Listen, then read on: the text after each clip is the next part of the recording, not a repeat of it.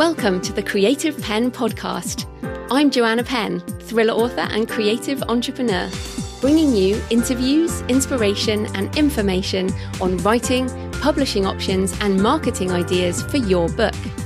You can find the episode show notes, your free author blueprint and lots more information at thecreativepenn.com, and that's pen with a double N. And here's the show. Hello creatives, I'm Joanna Penn, and this is episode number 646 of the podcast, and it is Thursday the 29th of September 2022 as I record this in-between-isode. So in today's show, I'm sharing 2 chapters from my audiobook How to Write a Novel, From Idea to Book. The first section is on outlining or plotting, and the second is on discovery writing, sometimes known as pantsing or writing into the dark. And yes, it's narrated by me. I go into the benefits and difficulties of both approaches, examples of authors who write in the various different ways, some tips on how to do both of them, and I go into my own discovery writing with a touch of plotting process. Because yes, we all find our own way eventually, and you'll be somewhere on the spectrum. So I go through the 2 extremes, I guess, and where I am. And some people have said they didn't even know I write fiction. So just to be clear, I write thrillers, dark fantasy and crime as J.F. Penn, and I have around 17 novels, I keep losing count, plus other novellas and short stories. Now, a lot of people in my survey, the reason I'm putting this out is I'm doing a survey, and many people have said, firstly, that they have questions about this, but secondly, that these chapters helped them realise, particularly around discovery writing, that if you're feeling like you hate plotting and you've bought all these books on plotting and it just takes the joy out of things, that's how I feel too. So I share all about that. If you're a plotter and outliner, good on you. I sometimes personally, I kind of feel it might be easier, but I have tried so much, as I talk about in the audiobook. Right, so let me know what you think in the comments, on the show notes, on the YouTube channel, or tweet me at The Creative Penn. And of course, if you'd like more, this is only 2 chapters of the quite a large book. You can find the audiobook as well as the ebook, print editions and workbook of How to Write a Novel on my store at creativepennbooks.com. You can also find the audiobook and the other editions on all the usual online stores and audiobook platforms and subscriptions, and it should be everywhere. You can also order it from your local independent bookstore, borrow it from your library, just ask your librarian to order it from the catalogue in whatever format you prefer. Right, I hope you find these chapters useful. Let's get into the audiobook. 2.3. Outlining or plotting. Outlining is the most efficient way to structure a novel to achieve the greatest emotional impact. Outlining lets you create a framework that compels your audience to keep reading from the first page to the last. Jeffrey Deaver. Writers who outline or plot spend more time up front considering aspects of the novel and know how the story will progress before they start writing the manuscript. It's a spectrum, with some outlines consisting of a page or so and others stretching to thousands of words of preparation. The benefits of outlining. While discovery writers jump into writing and spend more time later cleaning up their drafts, outliners or plotters spend time beforehand so they can write faster in the first draft. When it's time to write, outliners focus on writing words on the page to fulfill their vision, rather than figuring out what's going on. Outlining can result in more intricate plots and twists, deeper characters, less time rewriting, and faster production time. If you co-write, outlining is the only way to ensure your process works smoothly. As a discovery writer, I have found it particularly challenging to co-write fiction, which is why I rarely do it. If you have an agent or a publisher, or you want an agent or a publisher, you might have to write an outline anyway, so learning how to do it well can help. If you're a discovery writer, you can always outline after the book is finished, if you need to. When you plan a story the right way, you guarantee a tight, compelling structure that keeps readers turning pages and delivers a satisfying reading experience from start to finish. And really, a satisfied reader is all you need for a good book. Libby Hawker. Take off your pants. Outline your books for faster, better writing. The difficulties of outlining. Outlining and plotting suit some writers very well, but not all.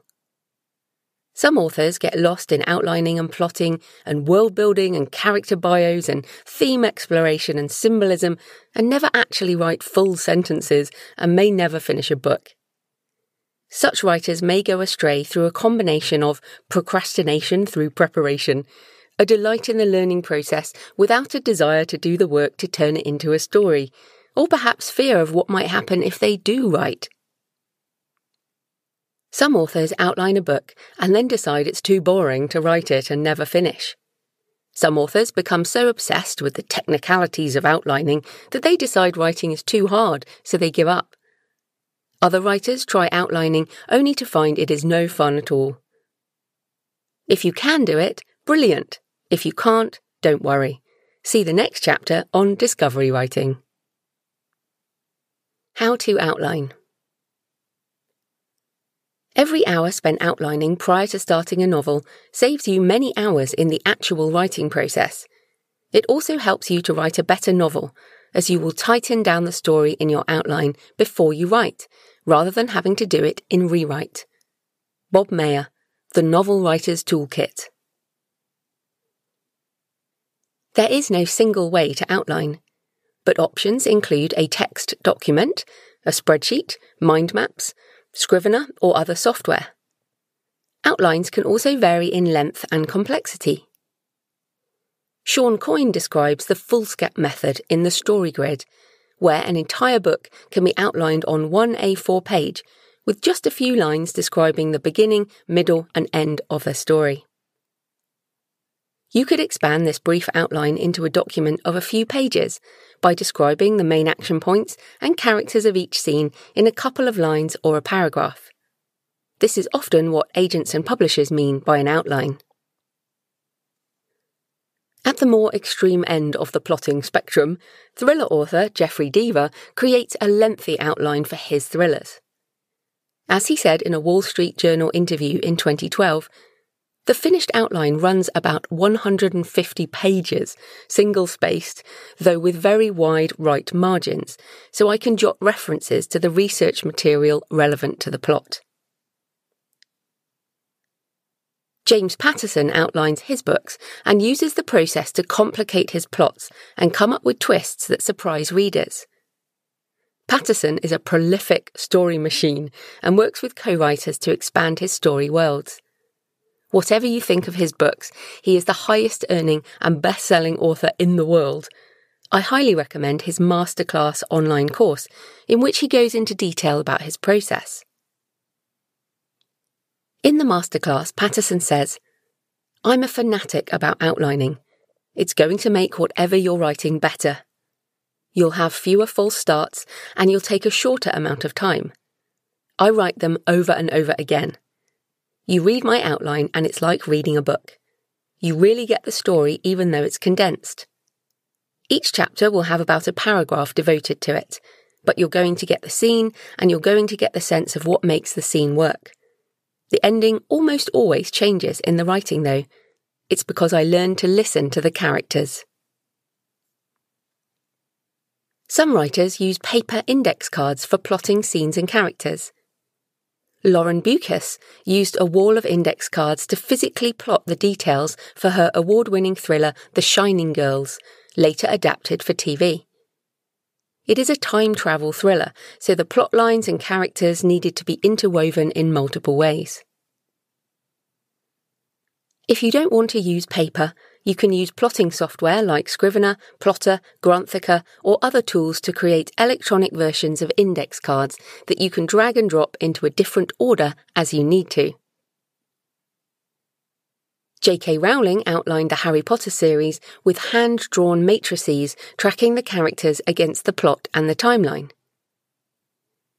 Prolific thriller author Russell Blake uses a spreadsheet with chapter numbers down the left, character names across the top, and a few sentences in each cell.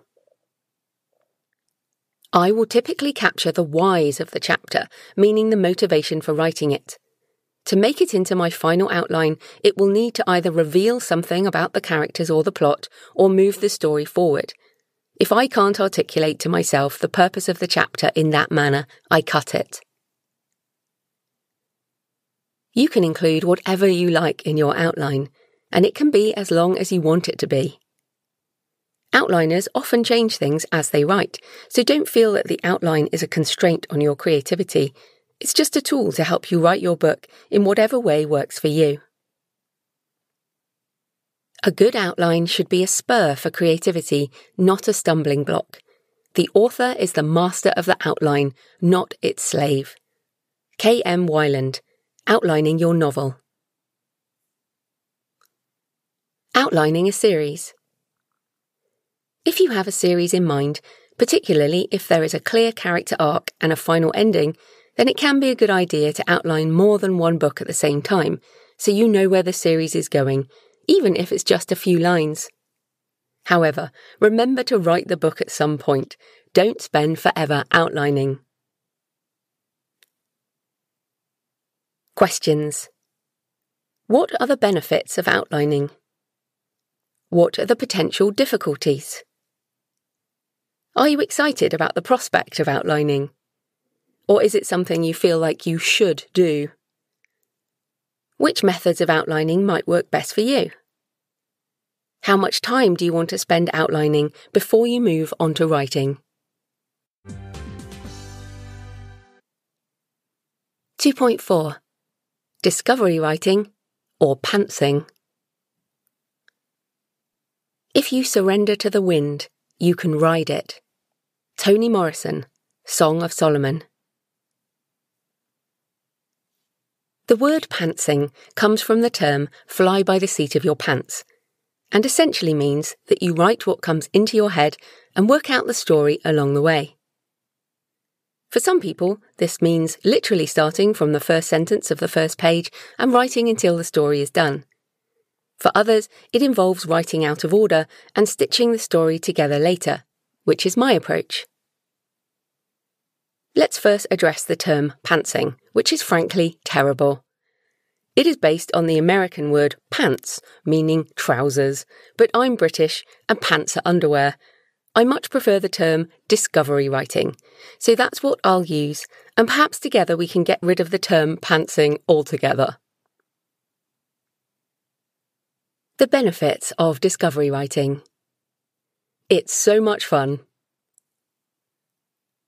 Many discovery writers feel as if knowing what happens, or planning it all in advance, makes the writing process boring.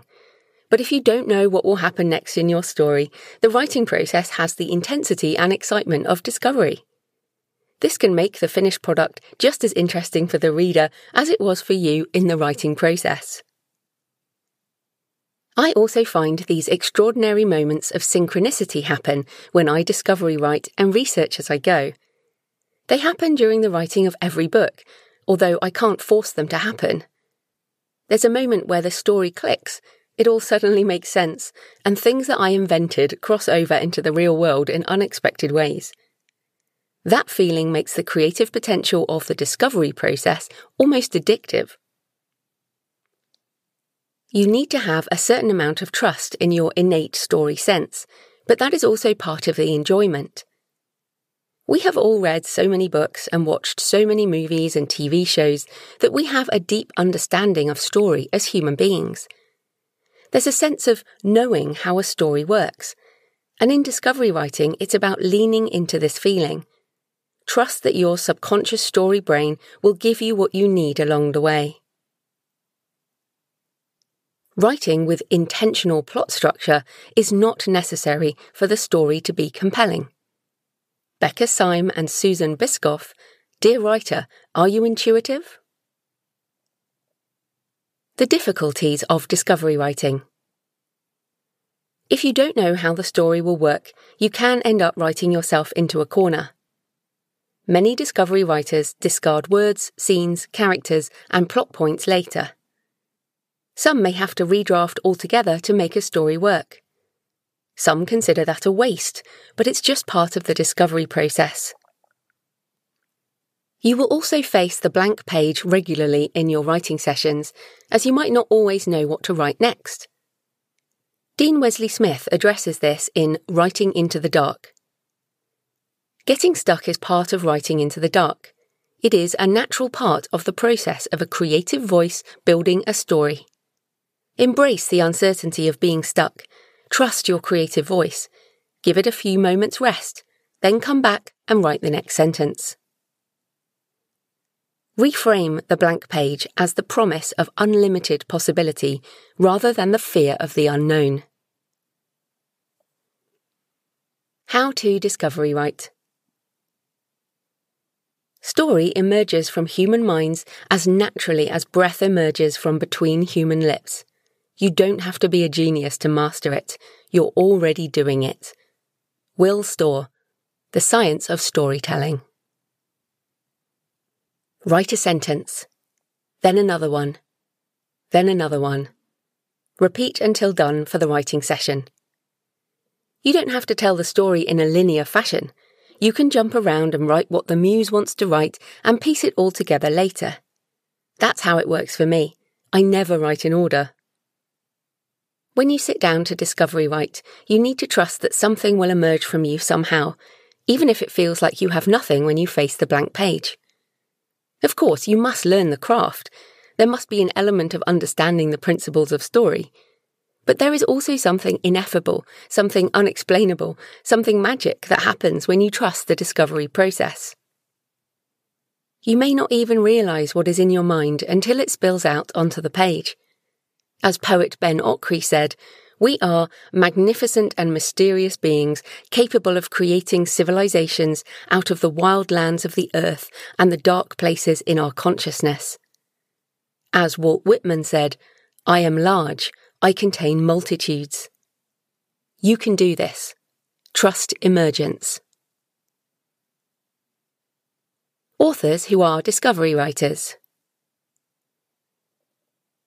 Lee Child used to start writing his next Jack Reacher thriller on 1st of September each year and continue writing until the book was done, before he handed the franchise over to his brother in 2020. In an interview with Marie Claire magazine, he said, I just start somewhere that feels good, and then literally think, all right, now what happens? So 1,000,000 times in the process, it's a question of, all right, now what happens? And so the story tells itself. I'm a Jack Reacher fan, and the storylines are linear and work well for this kind of writing style. Reacher arrives in a town, something bad happens, he must find and punish the bad guys, and there's some fighting and occasionally some loving along the way. There is a clear protagonist, and the story unfolds in real time as Reacher experiences it. But not everyone writes such a linear story, and you certainly don't have to. Stephen King is a discovery writer, and his books are usually sprawling stories with many characters, multiple points of view, and often a complicated plot. In On Writing, he talks about starting with a character in a situation and writing from there. Stories are found things, like fossils in the ground, which must be uncovered through the writing process. King does multiple drafts and revisions to deepen the story, but his first draft is all discovery. He says, I believe plotting and the spontaneity of real creation aren't compatible. Tess Gerritsen talks about her discovery process in an article on her blog. Since I don't outline ahead of time, I don't always know the solution to the mystery. So I'll wander in the wilderness along with my characters until I get about 2/3 of the way through, and I'll be forced to find answers. And then I can finally write to the end. I don't stop to revise during the first draft, because it's all going to be changed anyway when I finally figure out what the book is about. Nora Roberts says in a blog post about her method, the first draft, the discovery draft, the POS, guess what that stands for, draft, is the hardest for me. Figuring it all out, creating people I'm going to care about enough to sit here for hours every day in order to tell their story. Finding out information about the setting, the careers involved, and so much more. I don't outline. I have a kind of loose mental outline, then I sit down, get started, and hope it all works one more time. Dean Wesley Smith has written several hundred novels and shares his process in Writing into the Dark, How to Write a Novel Without an Outline. He talks about cycling, where he writes a scene, then cycles back to read through it and make changes as necessary every time he sits down to write. He might deepen the character, or add to the plot, or make other changes. Sometimes he might find a plot issue and have to cycle back further, but when he finishes the first full draft, the book is done. He has a proofreader check it and then publishes. My process. Discovery writing with a touch of plotting. I have tried so many times to become an outliner. I've read all the books on structure and plotting and done lots of courses, but my muse just won't comply. It frankly makes me miserable to try and outline in any detail. My creative brain just doesn't work that way. It sucks the joy out of the writing process, and what's the point in that? I have written and published many novels at this point, so clearly my process works, even if it doesn't fit neatly into the way others say we should write. This is how I discovery write. I have various ideas mulling around in my head for a long time before I start a book. They might be ideas about a character, a setting, a story question, a theme I want to explore, or a MacGuffin, an object of a quest, all of which I'll cover later in part 3. I have a folder on my computer in my JF Pen drive with subfolders labelled with broad brush working titles. Most of the folders are empty, but they are placeholders for the muse. As I write this, I have 16 folders in my to-write list, but they are pretty nebulous. For example, Volcano Botanist Adventure and French Gothic Stonemason. I have vague ideas about what these stories might be someday, but they take years to emerge. I move the folders up and down depending on how I'm feeling about what I might write next. At some point, I settle on the story I need to write. That decision is driven by an urging from the muse or something external that triggers the choice, like a research trip where a story piece clicks into place. I don't write to a production schedule for my fiction, and I have spectacularly failed to plan when my books might come out. I am incredibly organised in my non-fiction side as Joanna Penn and in my business, but my fiction self, my JF Penn side, cannot be constrained. This is why I don't do long pre-orders on my fiction. I only ever put up a pre-order when the book is with my editor, as then I know the timeline for publication. I'll spend some time researching, and at the point of committing to a book, I usually have at least a character idea and sometimes a name, a setting for the opening scene, and ideas for what the plot might be about. But most of the time I haven't written any of it down. Sometimes I draw a simple mind map in my journal. Sometimes I have the equivalent of an A4 piece of paper with thoughts, but it's all pretty free-flowing. I open a new Scrivener project and add some placeholders for scenes.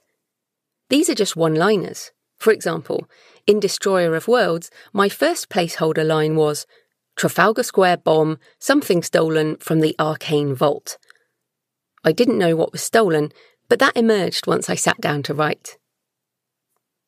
I schedule first draft blocks of time in my calendar. I turn up at my desk, or the writing cafe, or wherever I'm working, and I write. I don't write in order. I write whatever scene comes to mind that day, or whatever is suggested as the next scene based on what I have already written. I might follow one character for a few scenes and then go back and write another timeline later. I add more placeholder one-liners as the plot emerges. I research before I begin, but I also research as I write. For example, when writing a scene set in Cologne Cathedral for Tomb of Relics, I had the cathedral interactive site open so I could write as if I was actually there. I also check aspects of plot as I type. Yes, sometimes I end up down a rabbit hole during the draft, but that's okay too, because there's gold in the research process for a discovery writer.